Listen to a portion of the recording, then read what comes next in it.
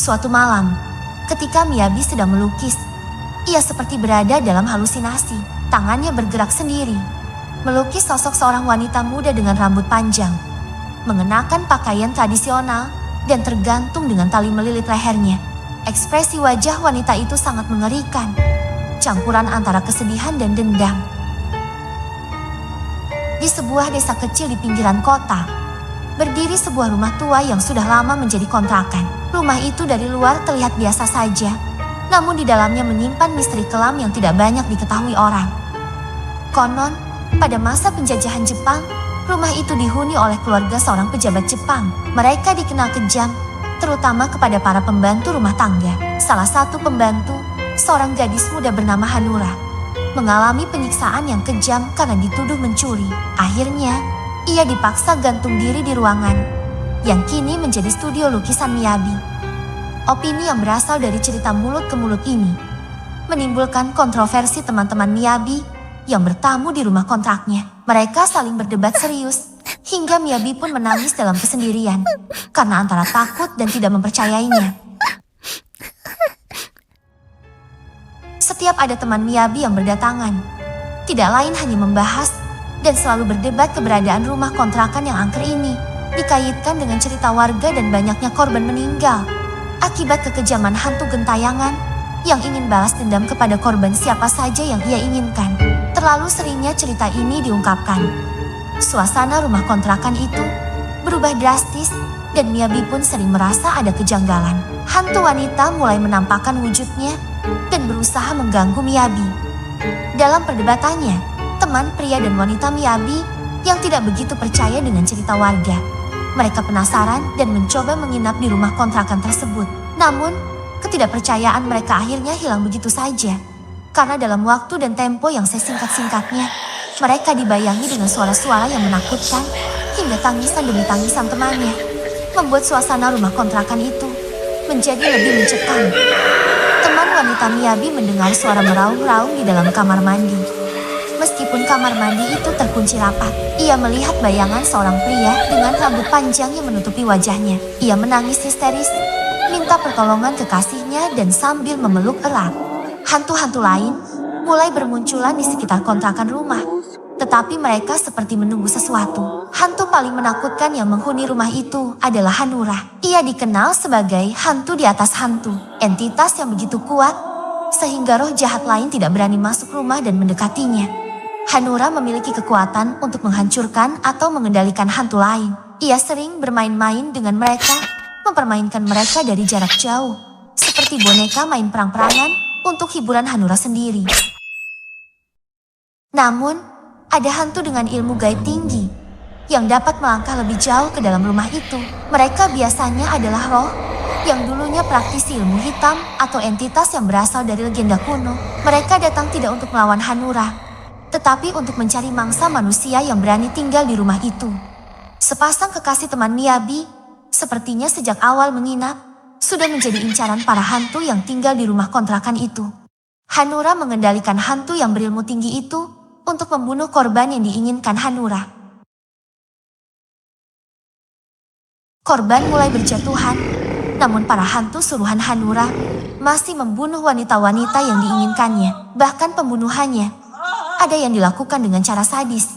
Hantu berubah wujudnya menjadi sang pria kekasih dan menyetubuhi di dalam kamar mandi, lalu wanita itu dibunuhnya. Ketika Miyabi memutuskan untuk memanggil seorang biksu, Hanura menunjukkan kekuatan yang sesungguhnya. Ia tidak hanya menghantui Miyabi dan teman-temannya, tetapi juga Hanura melawan serangan ritual yang diucapkan biksu berpengalaman. Suara jeritan Hanura menggema di seluruh ruangan hingga keluar rumah kontrakan tersebut. Dan sepertinya, jeritan Hanura adalah kekuatan Hanura yang dikeluarkan oleh biksu yang hebat. Setelah 1 tahun kemudian, Miyabi memutuskan rumah kontrakan itu dibelinya. Miyabi sudah merasa tenang dan nyaman karena anak dari biksu hebat itu menikahinya. Ritual-ritual dari biksu itu bisa melemahkan kekuatan Hanura. Namun, Hanura masih sering menampakkan wujudnya. Meskipun ia sudah lagi tidak bisa untuk membunuh manusia dan mengendalikan pasukan hantu lainnya. Melemahnya kekuatan magis Hanura saat ini berbalik arah 145 derajat. yang dahulu jahat melihat manusia. Sekarang, ia bisa seperti menaruh perasaan kepada suami Miyabi.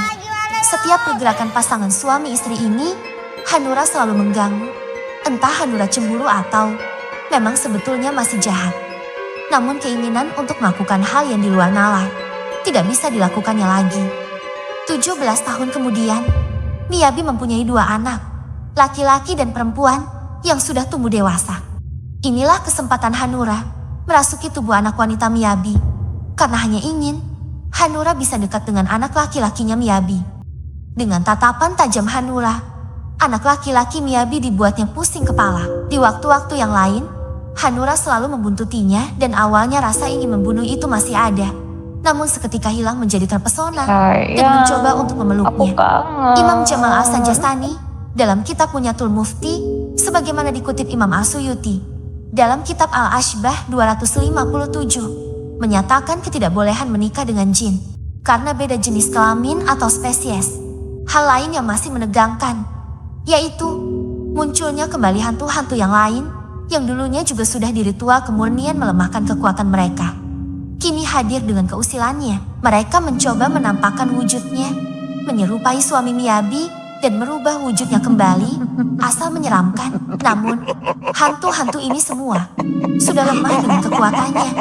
Mereka hanya nampak dan menakuti teman-teman anak Miyabi yang berdatangan di rumahnya.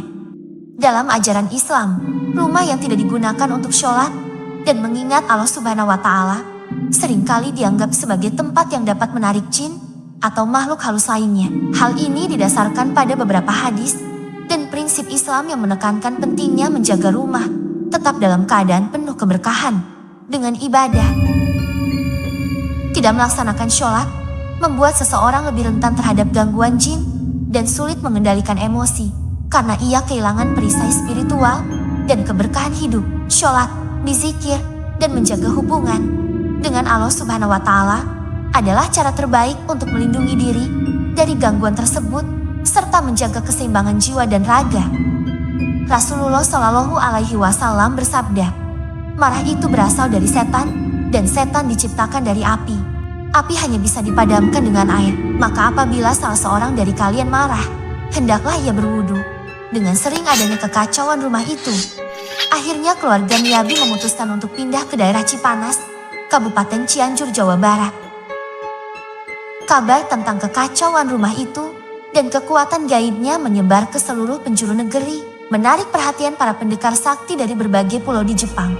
Mereka saling berdatangan dengan tujuan akan memusnahkan para hantu. Saat para pendekar memasuki rumah, suasana mencekam menyelimuti mereka. Para hantu sudah menyambut kedatangannya. Sebelum bertarung dengan hantu, mereka saling berdiskusi dan mengatur strategi untuk mengalahkan para hantu. Namun, tindakan para pendekar itu kalah cepat dengan tipu daya dan pengaruh serangan muslihat hantu. Para pendekar dipengaruhi pikiran mereka, sehingga mereka saling berperang dengan teman, lawan teman sendiri. Para pendekar meninggalkan rumah satu persatu, berjalan dengan langkah yang berat. Tidak ada yang berbicara, karena masing-masing dipenuhi rasa malu dan kekecewaan atas diri mereka sendiri.